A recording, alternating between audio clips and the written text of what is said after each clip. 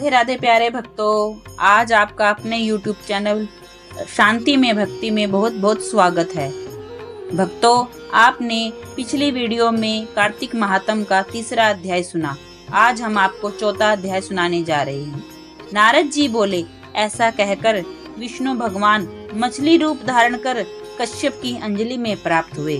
उस मछली पर दया करके मुनि ने उसको कमंडल में डाल लिया।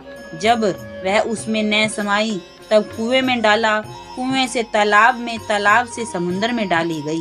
तब मत्स्य रूपधारी भगवान शंखासुर को मारते हुए और अपने हाथ में दबाकर चद्री वन को गए और वहां सब ऋषियों को बुलाकर भगवान बोले कि जल के भीतर निमग्न हो गए हैं, तुम उन्हें ढूंढो और शीघ्रता पूर्वक जल में से निकाल कर रहस्य समेत ले आओ। तब तक मैं सब देवताओं समेत प्रयाग में निवास करूंगा। नारद जी बोले, तब तपोबली उन मुनियों ने बीज और यज्ञ मंत्रों सहित वेदों का उद्धार किया। उन ऋषियों में से जिसने जो निकाला वह भाग उसी ऋषि के नाम से प्रसिद्ध हुआ। पीछे सब मुनि मिलकर प्रयागराज को गए और प्राप्त हुए वेद ब्रह्मा सहित विष्णु भगवान को अर्पण किए।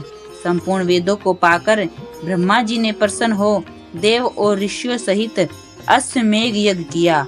यज्ञ के अंत में देवता गंधर्व पन्नग पृथ्वी पर दंडवत कर प्रार्थना करने लगे।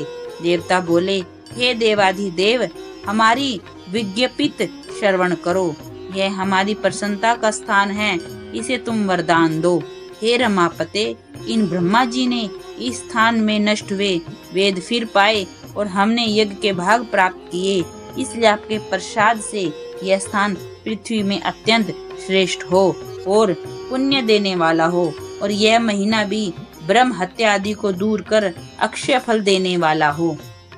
श्री विष्णु बोले, हे देवताओं, जो बात तुमने कही है यही मुझे भी अभिष्ट है, सो ऐसा ही होगा।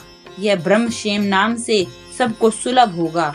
सूर्यवंशी राजा भगीरथ यहाँ गंगा जी को लावेंगे और इस जगह पर सूर्य की पुत्री यमुना जी का संगम होगा। जो पुरुष अपने पितृश्वरों को यहाँ श्राद्ध करेंगे उनके पितृगण मेरे स्वरूप को धारण करेंगे।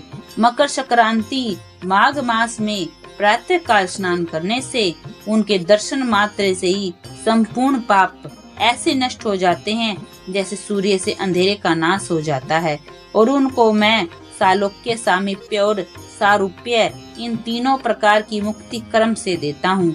हे मुनिवरों, मैं सर्वज्ञ रूप से बद्री वन में सदैव निवास करता हूँ। जो फल और स्थान 100 वर्ष में मिलता है वह तुमको वहाँ एक दिन में ही प्राप्त होगा। उस स्थान के दर्शन करने वाले मनुष्य जीवन मुक्त हो जाते हैं। सूत जी बोले, विष्णु देवताओं से ऐसे कहकर ब्रह्मा जी सहित वहीं अंतर्ध्यान हो गए और इंद्रादिक देवता भी अंशों से यहाँ रहकर अंतर्ध्यान हो गए।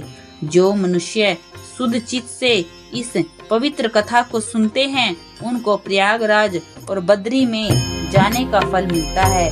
राधे राधे।